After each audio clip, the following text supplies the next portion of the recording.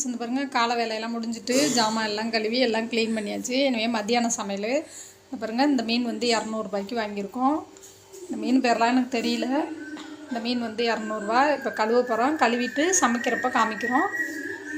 மீன் வறுக்கிற மசாலா பாருங்கள் என்னென்ன போடணும். குழம்பு மிளகாத்தூள், வெறும் மிளகாத்தூள், கார்ன்ஃப்ளவர் மாவு, மஞ்சத்தூள், சால்ட், உப்பு, கொஞ்சம் வெங்காயம், கருவேப்பிலை எல்லாம் இதில் சேர்த்துக்கணும். 2 ஸ்பூன் புளி தண்ணி. இதெல்லாம் பெசரி மீன் பெசரி வறுக்க வேண்டியதான். இதான் மீன் மசாலா.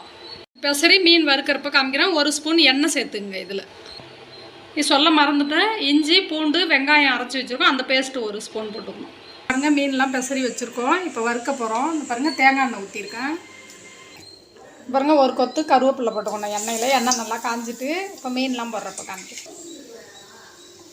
ஒரு மீனாக அதில் போட்டுக்கணும்.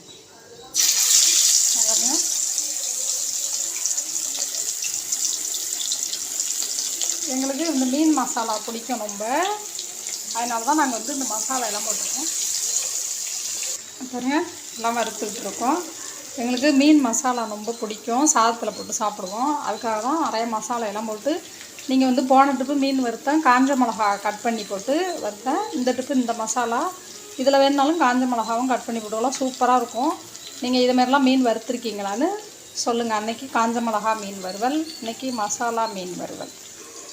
பாருங்க, மீன்லாம் பெசரிட்டு கூட மீதி மசாலா இருந்தால் அதை எடுத்து வச்சுருக்கோம். கடைசியில் எண்ணெயில் போட்டு எடுக்கலான்ட்டு. ஃப்ரெண்ட்ஸ், எல்லா மீனும் வறுத்துட்டு காமிக்கிறேன். இருக்கோம் பாருங்க, பாதி மீன் வறுத்து எடுத்துருக்கோம். அதை எடுத்துருக்கோம்.